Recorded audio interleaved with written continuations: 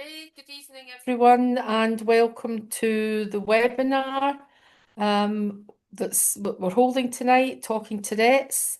I'll give you a few introductions. So, for those who don't know me, my name is Joyce Stevenson, and I'm the Disability Lead for Scotland at the moment. And I've been an activist with the CWU for over 40 years. With me tonight, we've got Mark Anthony Bastiani.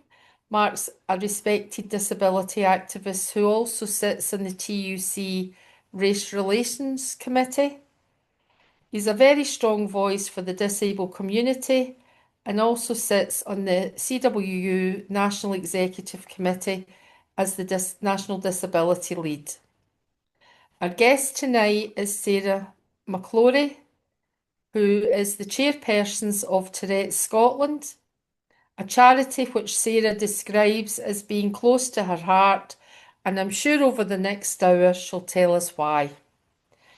In her day job, she's an occupational therapist, so she's able to bring many of her skills to the work she does with the charity.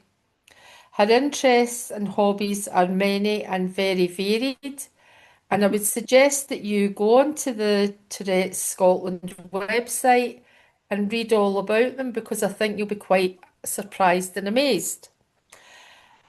Just to say that the webinar is being recorded and it will be placed on the Equality, Education and Development page of the CWU website. And I'd like to thank the London and Scotland regions for agreeing to the sponsorship for tonight's webinar, which has allowed us to make it more accessible with our BSL interpreters, Rosie Phillips and Nicola Lothian. So just to say, if anybody has any questions that they want to ask, if you could put them in the chat, we'll do our best to pick them up. But before we start, just to remind everybody that this is the International Day for the Persons with Disabilities, so it's quite apt and very right that we have this webinar today. So, Sarah, over to yourself for a little bit of introduction. Thank you for that, Joyce. Yeah, I am the chairperson of Tourette's Scotland, but only because nobody else wanted the job. I'm also an auntie of the young people who have Tourette's. So I bring a lot of their lived experience to any talks that I do. I do have some slides, but I noticed that the sharing's off, so I can send you the slides afterwards if that's helpful. Okay, so we often call this Tourette syndrome neurodiversity at its best, and hopefully by the end of this you'll see why. So just a bit of background about Tourette's. And most people who know about Tourette's think it's what they see on social media and on documentaries, and it's a wee bit more complex than that. So hopefully by the end of this you'll have a more kind of in-depth understanding. So it is a neurological condition. It is lifelong. Years ago, people were told when they got a diagnosis in childhood that their Tourette's would disappear as adults. That's not the case. So what we find is a third of people will, their Tourette's will dampen down in adulthood, and it will be barely noticeable until there's a crisis or a trauma. A third of people will stay as it was during adolescence, when it tends to typically be at its worst, and a third of the adults will get it worse. And there's no way of predicting. So it is a lifelong condition. We know that it's a chemical imbalance in the brain. We know that there are problems with the basal ganglia and the D2 receptors. And so it's a miscommunication in the brain, and there's issues with the dopamine. It is just categorized as a disability, but depending on who you speak to, it's whether they consider it a disability. So for some people, their tics can be really mild and they wouldn't consider it a disability. They would consider it part of their neurodevelopmental profile, their neurodivergence. Other people, it's very much a disability. And so I think it's really important that we recognise that it is protected under the Equality Act. It has got protected characteristics. It is an inherited genetic condition, but it can skip generations. So sometimes it's tricky to work back and see, where it's come from.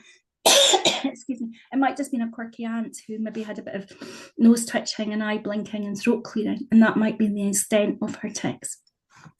Excuse me. So it can be difficult to trace it back sometimes. Like I said, there isn't a cure, but there are treatments available.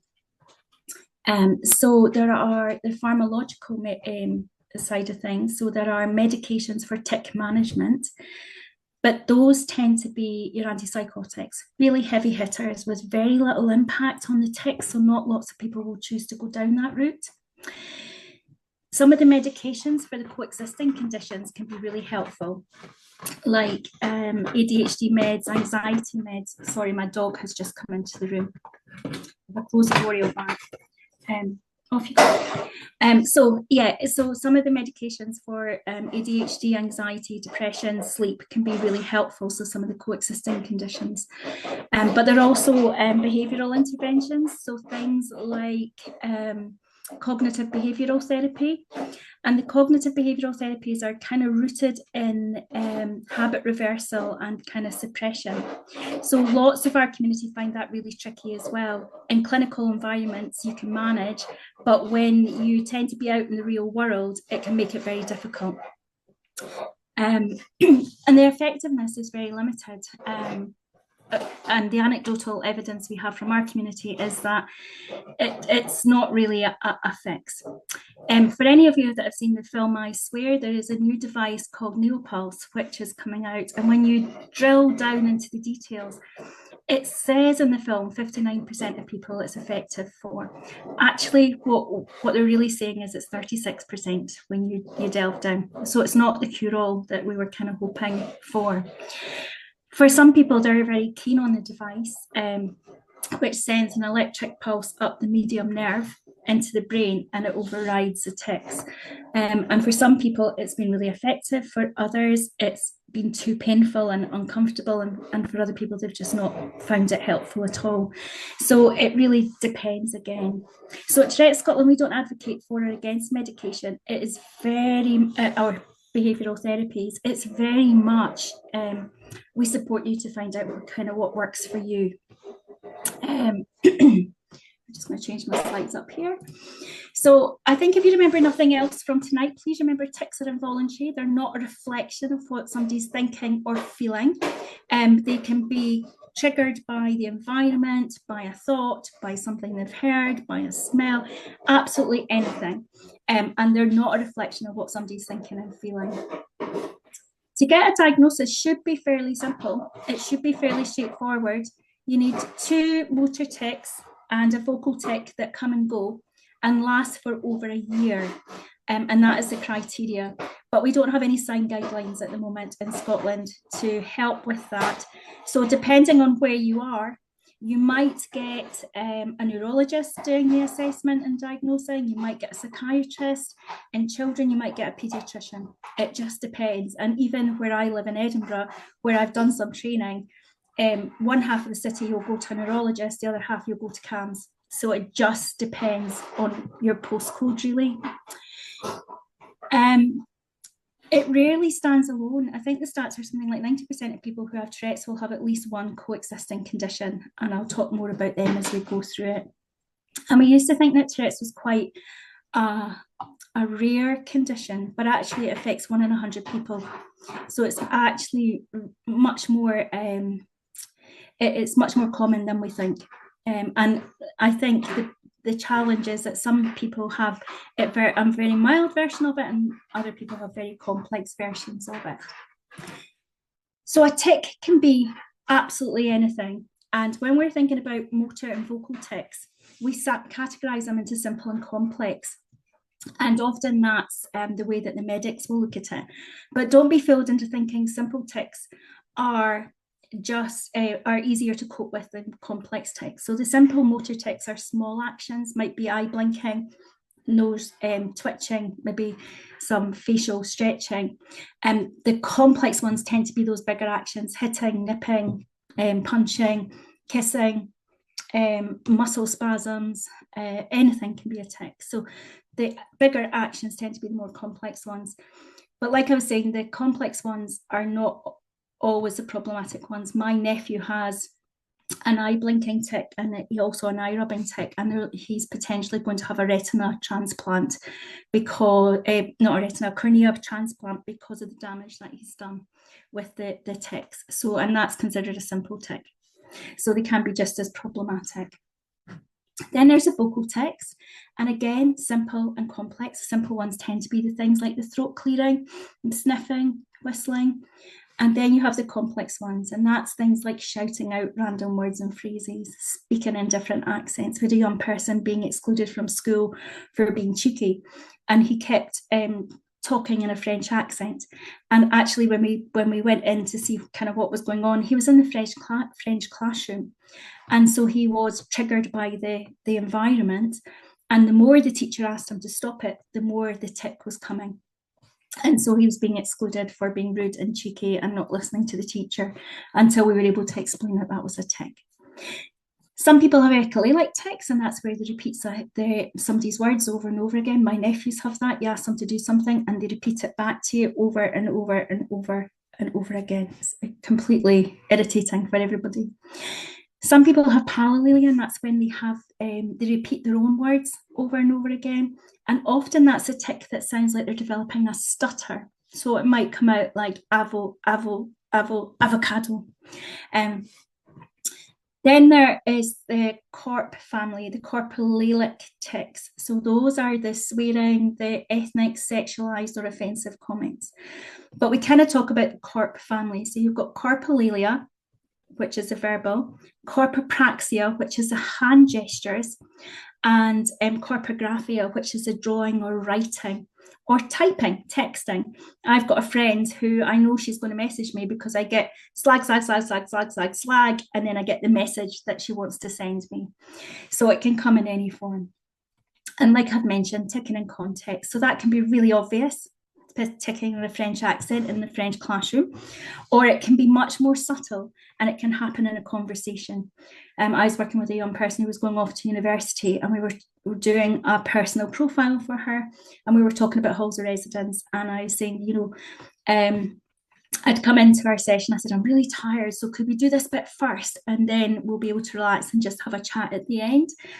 And as we were talking about the bed that she would need, she needed a double bed because she tics all night. The conversation went, yeah, a double bed would be great. But you know why you're so tired? It's because you're so fat. Yeah, and if I'm still moving around and hurt myself, I can maybe put pillows around the edge. And if you weren't so lazy and fat, you wouldn't be tired. So this was happening throughout the conversation. Had I not known that she had Tourette's, I'd easily have been quite offended by that kind of those comments thrown in the conversation. So sometimes it can be a bit more subtle than we're expecting. So people think that that's all you get with tics, but actually it's way more complex than that. We have internal tics, and those are like invasive thoughts, and sometimes it's difficult to tease apart what's an intrusive thought from kind of OCD. What is that kind of stuckness with that mental inflexibility that comes with a neurodivergent profile, and what's a tic?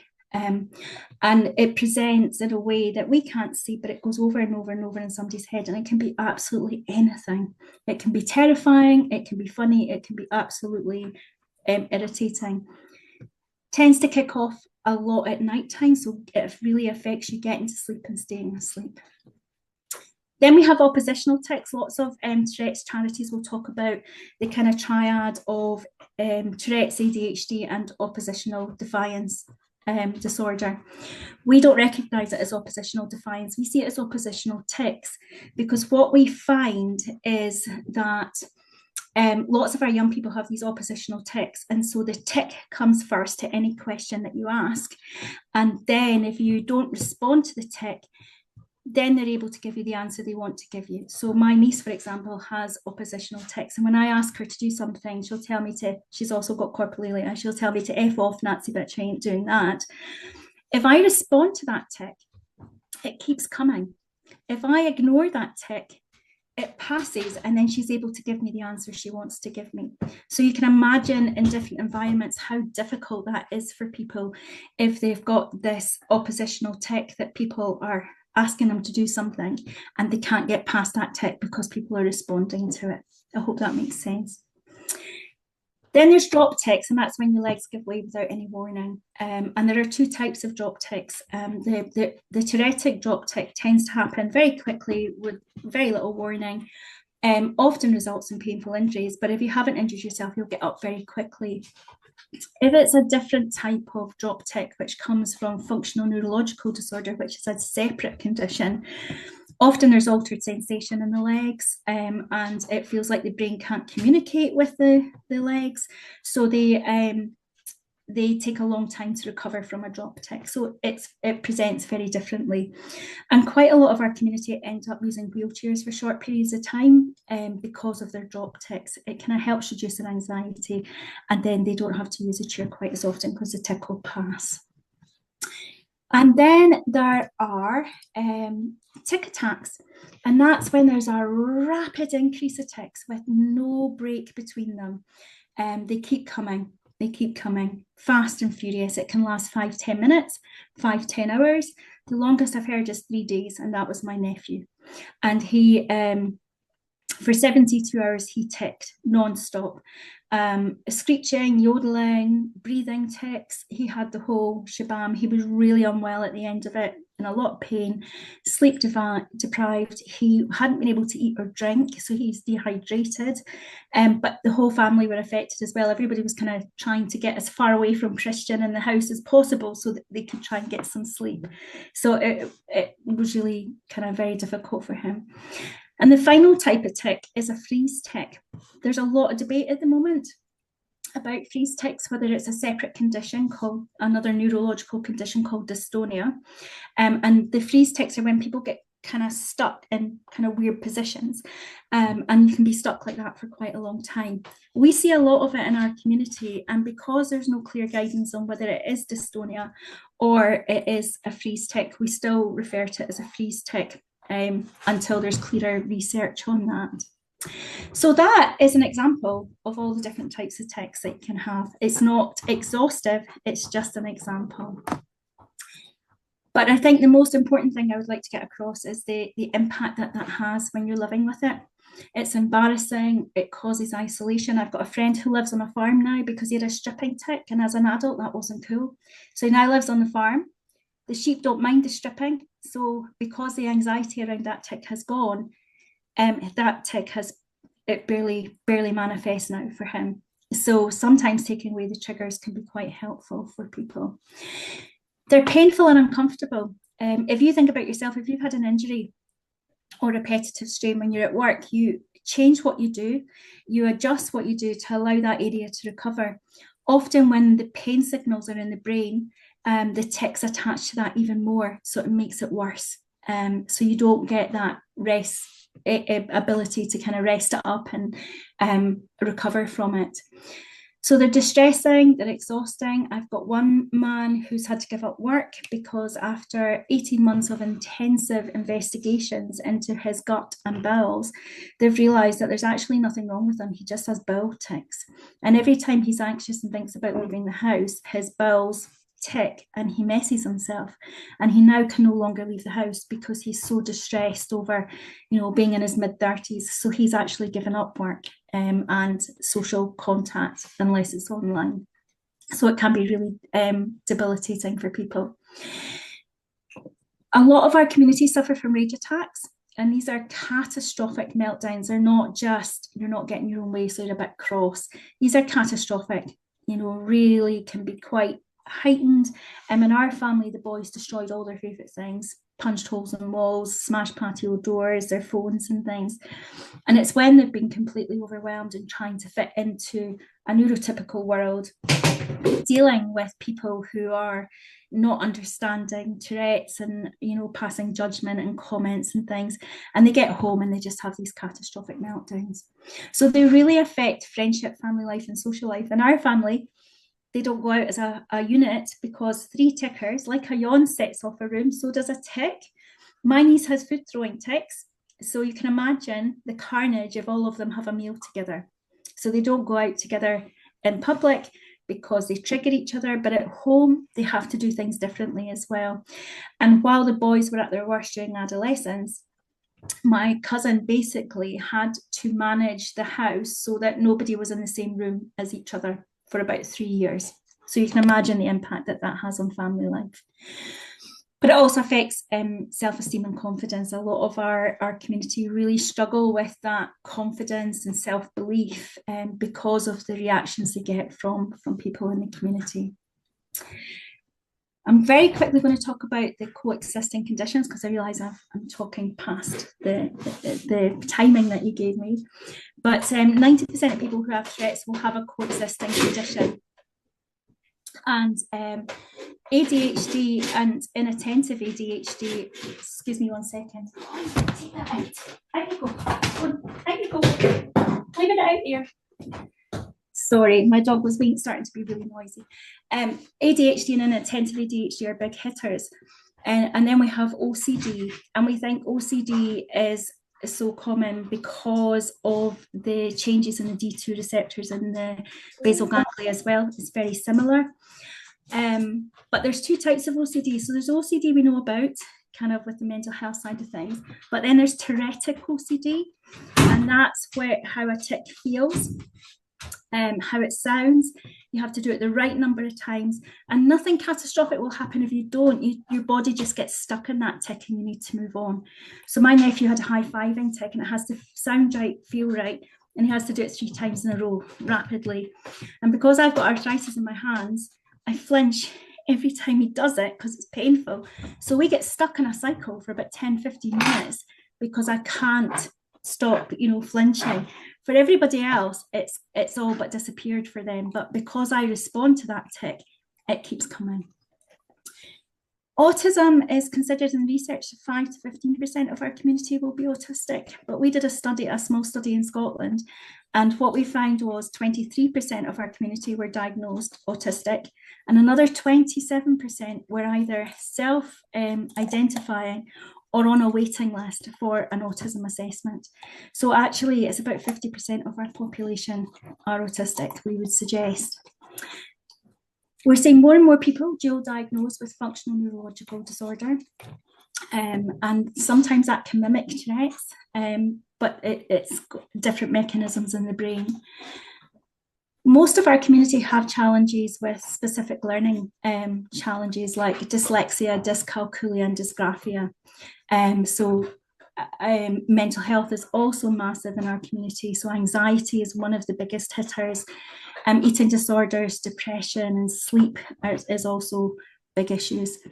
And then sensory processing differences. So most people with Tourette's will have some sensory challenges, whether that's with lighting, with noise, with touch, or with processing their internal signals. So a lot of our community don't know when they're hungry and thirsty, so they can get hungry. They don't recognise that they might need the toilet until the very last minute, and then they're bursting. They might not be able to regulate their temperature, so they sometimes are running hot. And so that interoception is really vital for emotional regulation, and a lot of our community struggle with that. So that also has an impact on those kind of meltdowns, rage attacks and things. So my niece and nephews are very special to me, but they're not special in terms of our community.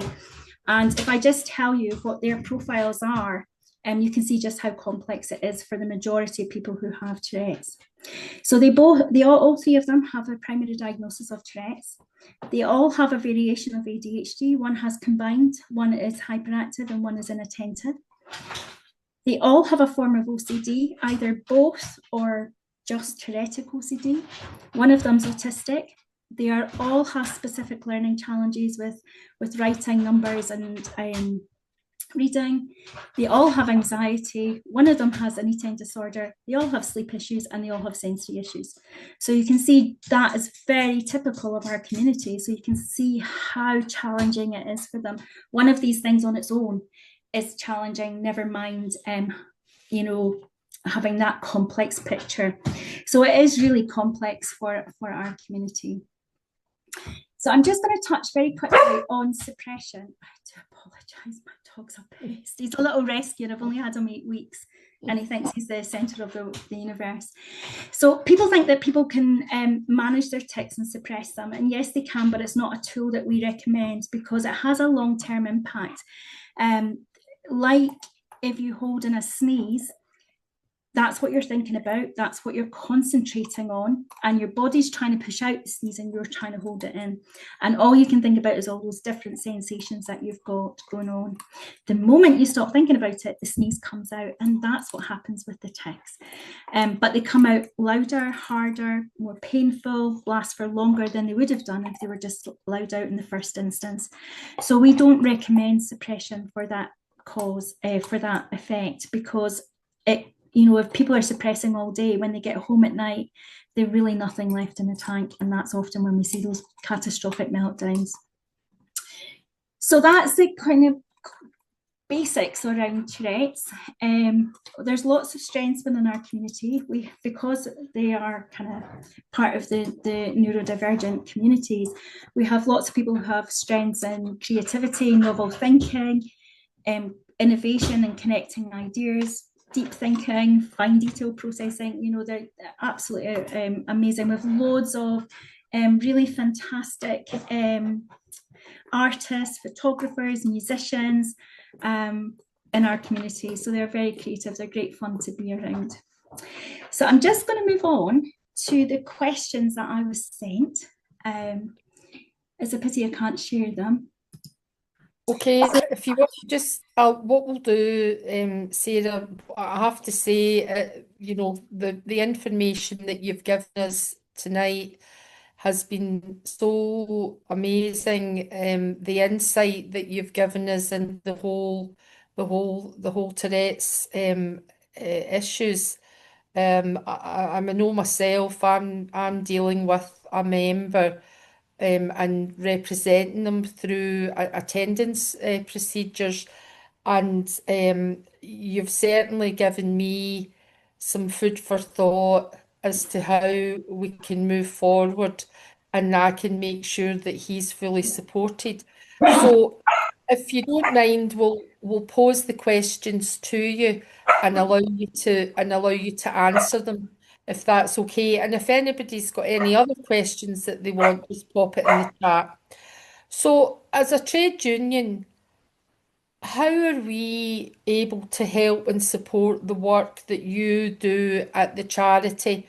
And are we able to affiliate to the charity? Can I just put my dog out the room and I'll be right back because he's Certainly. barking like mad.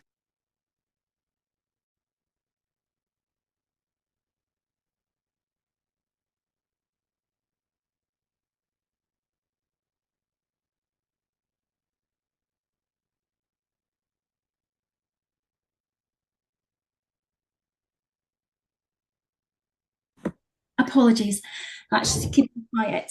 So so what we would say is if you're working with somebody who has Tourette's, working collaboratively with us to get like a profile done would help them in the workplace because we have a very bespoke personal profile that we do at Tourette's Scotland, and that covers their Tourette's, what that looks like, and what reasonable adjustments they need for that. But then we take it a stage further and we look at them as a whole person and look at the other factors that might be in there, whether it's anxiety, whether it's features of ADHD or autism or hypermobility, whatever it might be. And then we help them think about the strategies and reasonable adjustments that would work for them in the workplace. Quite often we work alongside occupational health to help them get it right for people coming back into work if they've been off for a period of time. But we do training as well to help managers and things understand what a person needs in the work environment. So I think working collaboratively with us can be really helpful. Our profiles are done by occupational therapists, so we are very good at looking at a person as a whole and not just a collection of conditions, if that makes sense. Absolutely. Because one of the things that the member that I'm representing, he was telling me that he's been it's been suggested that he might want to have some Botox done that's going to, they reckon, is going to stop the ticks. He seems to get it in his neck quite a bit, and so I think with him trying to stop it, he ends up really straining the muscles in his neck. Mhm. But you know, I don't know whether that's the right thing for him to do. So he's gone away to research it a bit further before he decides whether Yeah. or not that's something that he would want to. That's a road he would want to go down. For some people, the Botox can give a little bit of relief for a little bit of time, but it's not something that kind of routinely kind of works for people, is the feedback we get anecdotally from our community. And sometimes it can give a little bit of relief from a problematic tick, but it's not really a long-term solution. No, I kind of thought that. So he's not said that he will get it at the moment, but he's, as I say, he's gone away to do a bit more research in it. Mark, do you want to ask a question? Thanks, Chair, and thanks, Sarah as well. I mean, it's a very formative and learned quite a lot. I because I did work with a person for a number of years, and what I know now, I wish I had known then because I could have been a lot more help. I mean, you stressed as well is how important it is to have a constant daily routine in the workplace. Do you find that schools are still uneducated? And you say that you work in the different workplaces. Do you also go into schools? Yes, we'll go anywhere. We've talked to sports groups, politicians, schools, workplaces, universities. We find the universities are better than the schools in particular. We find primary schools are slightly better than high schools on the whole. But yeah, we will speak to anybody about how to accommodate somebody with Tourette's to help them reach their potential. So yeah, we do a lot. And you're right, consistency is really important because change, anticipation, not knowing what's happening are massive triggers for people with Tourette's. But also when you think about some of those co-occurring conditions that run alongside Tourette's, it's really helpful for them as well. Okay, thank you. We've had a question. Are drop ticks associated with a drop in blood pressure? Not in Tourette's, no, No. Okay. it's a separate. It's something separate. Okay, that's good. Can I just ask, I mean, obviously I live in Scotland, as you've probably gathered by the accent. What support is there from the devolved government, for the charity, but also the work that's done in supporting people with Tourette's? Be completely honest. So last May, we had a session, an evening session that Annabelle Ewing from one of our MSPs sponsored for us to start the conversation. And it did start the conversation, and then it faltered with the general election and everything that kind of happened. Maybe that was a year before. After COVID, I've no concept of time. With the new film that's come out, I Swear, Johnny Davis and the MBE's life story, it has triggered a lot more discussion. So there was a debate in this, a working debate in the Scottish Parliament a couple of weeks ago, and it had cross-party attendance. And as a result of that, we're hoping for a round table with the First Minister. That's something they're trying to put in place just now.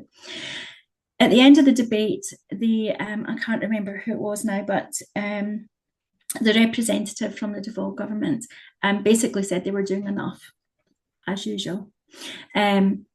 So there is a thirst at the moment to try and change things, to try and get us on the right pathway to start some sign guidelines for the diagnosing and treating of people with Tourette's. We are linking, hopefully, with the Education Minister to start thinking about actually, people need to know about this in their teacher training, and actually it should be part of the core teaching for core training for teachers, on a regular basis, because if you've got 100 kids in a school, one of them is likely to have Tourette's. So we are hoping on the back of the film that we've got people talking and working. What's really interesting is that after the initial session with Annabel Ewing at the Scottish Parliament, we approached Police Scotland to work with them, and they said no, they were doing enough. But last December, I met by chance one of the assistant chief constables who's working in the kind of neurodiversity team. And we are looking at developing a neurodiversity card so that people who are neurodivergent can have a little card that will help the police work with them in an appropriate way. So that's work that we are just starting with Police Scotland. But as a result of the film as well, somebody else from Police Scotland has approached us to ask for training. So we're absolutely delighted. So things are moving in the right direction, but it's going to be very slow. But I'm very pleased to say we've got cross-party representation at the moment pushing for support for people with Tourette's. That's good, because the concerning part is you mentioned about CAMS. Some people get diagnosed through CAMS, and I know that the waiting list to get CAMS appointments for children who need those appointments is really quite long. So it's good to hear that things are starting to move, albeit maybe baby steps at the moment. Yeah. But yeah. I think the biggest challenge, Joyce, with CAMS is that the government have pushed a lot of money into CAMS. And so they've done a lot of work. And what they're tending to do is they're tending to separate the neurodevelopmental assessments from the CAMS mental health side of things, because it's only the mental health side of things that the government are looking at targets. They're not looking at the neurodevelopmental pathways. And so it doesn't matter what your waiting times are there, because they're not hitting any red flags. And so when we're looking at Tourette's, it would fit under that neurodevelopmental profile rather than the mental health one. So actually it's going to be massive weights for everybody if it sits in with CAMS. Yeah.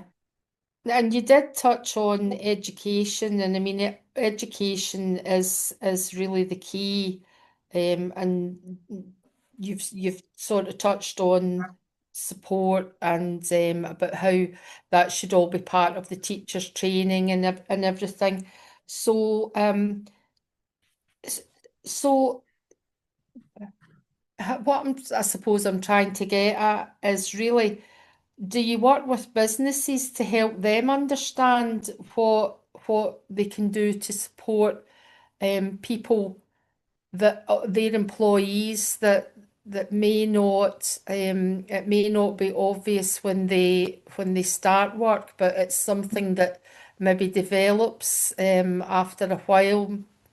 So what kind of work do you do with businesses? So we can do a session which is similar to what you've had here, but in a bit more detail. And then we tag on specifics about kind of workplaces, thinking about which environment somebody's in. We will tailor it to that. So we have a section on what HR can do in the application and interview process. We have a section on what team managers can do, and we have a section on what workers can do. And that kind of helps people build a robust package together. We're also looking at developing a package for employers for our community if they're employing somebody with Tourette's and neurodivergence, of what are the kind of reasonable adjustments and things, but we're not quite there yet with it. It's a work in progress. Okay, thank you. Now, we've had a question in the chat from Winston. Winston, would you like to come in and ask Sarah the question yourself?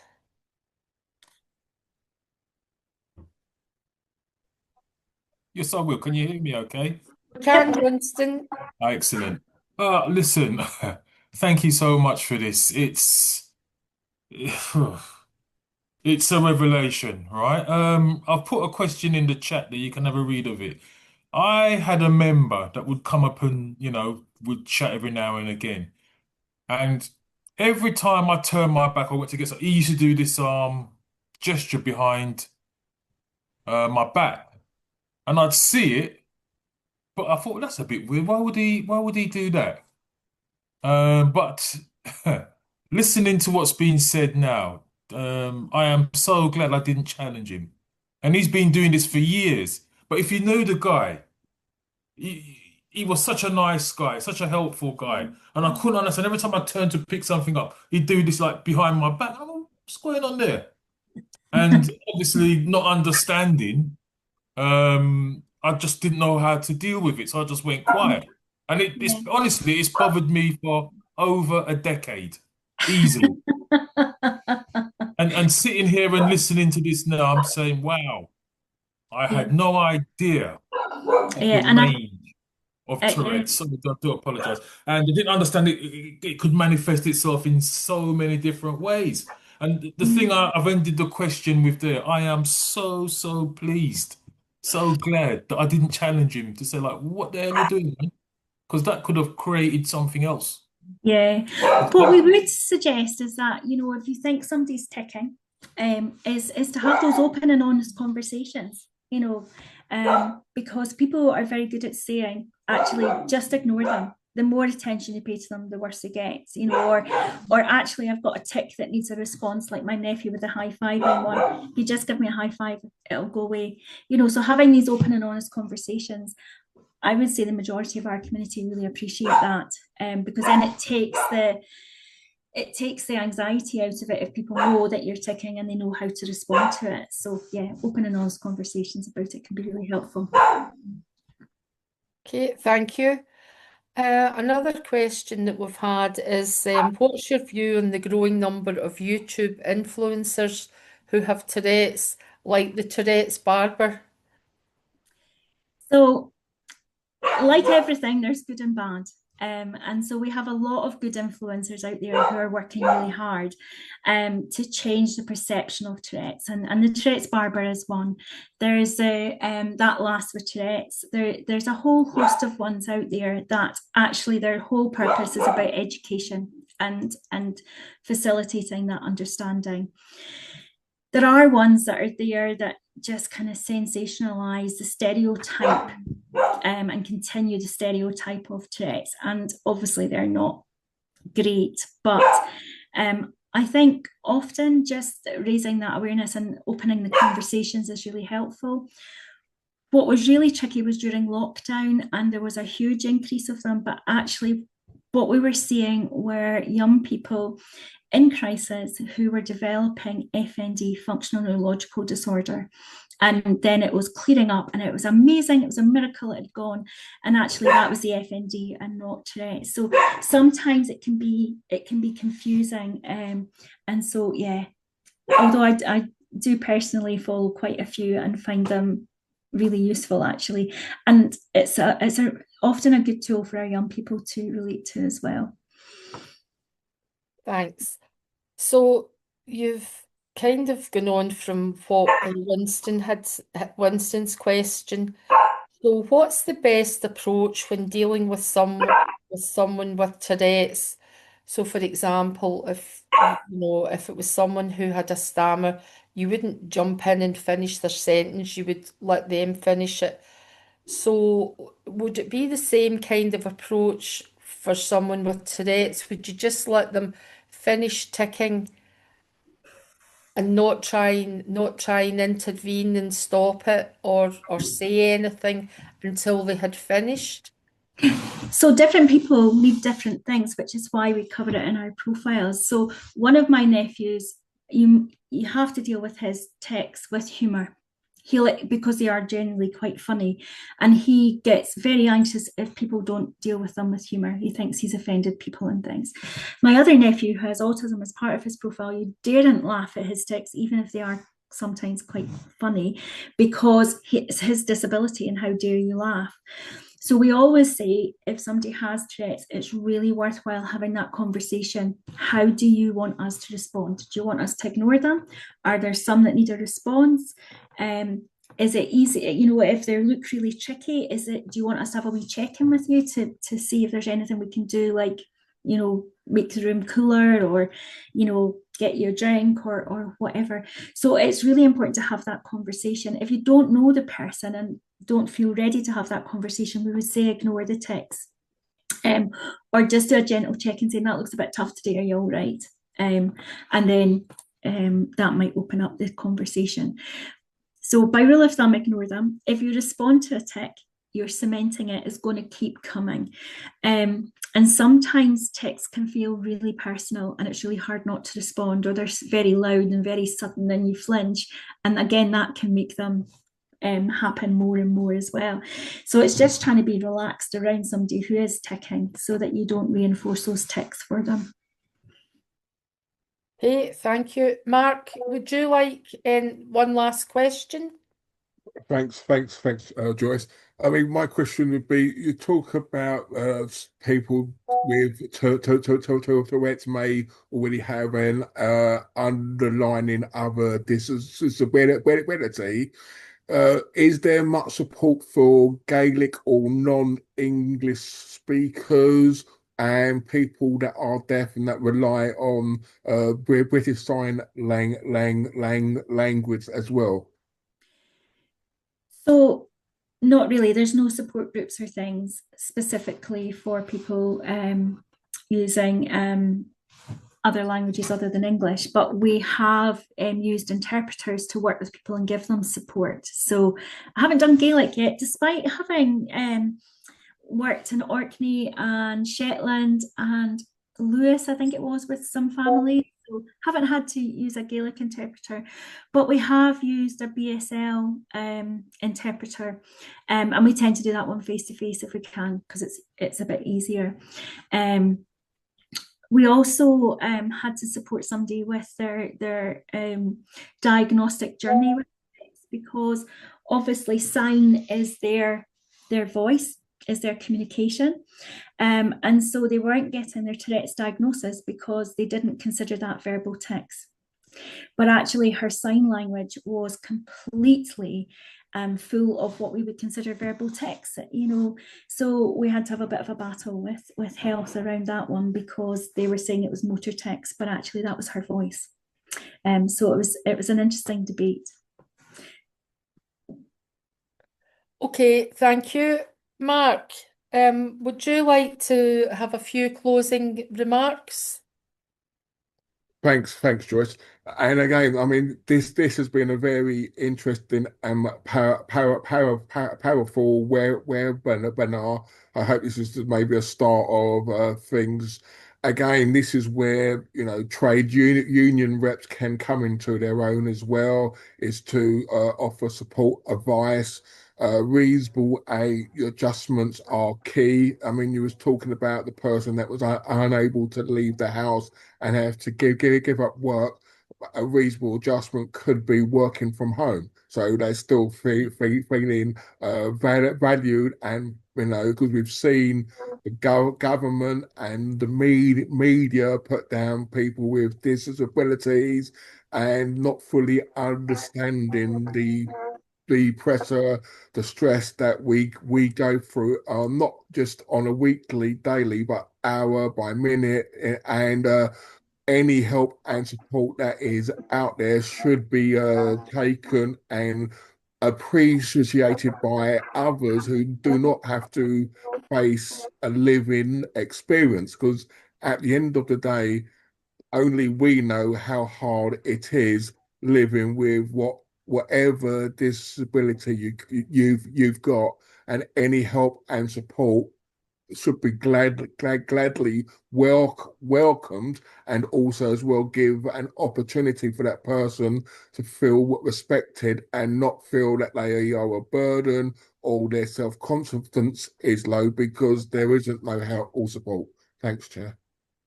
Thank you, Mark. Sarah, a few comments from yourself? Well, thank you for inviting me along. It's my deep delve. I love talking about Tourette's, and I love hearing that, spreading the word. And you know where we are. If you need anything, support with profiles and things, you can access us through our website, www.tourettescotland.org, and there's a contact button on there. But we also have lots of advice up there. And once we get our working document up for the workplace, then people will be able to access that there as well. Okay, thank you. And just to say, tonight has been so interesting. I did not realise that it was so an in-depth condition, and there was so many different forms of it. It's been a real eye-opener for myself.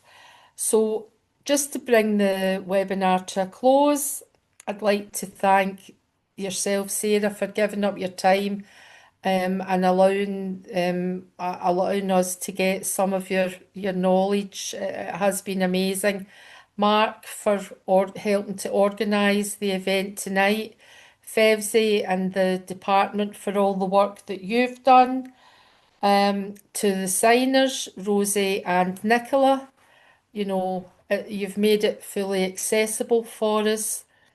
To the two regions that have sponsored it tonight, to London and Scotland, it has been really good, and it will be viewed by a lot of people when it goes on to the website. And just to remind you, Sarah, if we could have those slides, that would be amazing, and we'll make sure that they do get circulated. And I think that's it.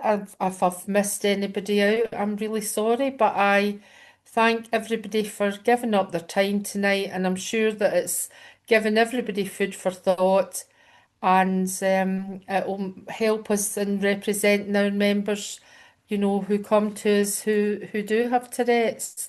And just to remind everyone to go onto the website and to check out Sarah's amazing and very varied hobbies and interests, because I do think that you'll be surprised in a nice way. So thank you, everybody, and enjoy the rest of your evening. Thank Thank you. you. Thank you.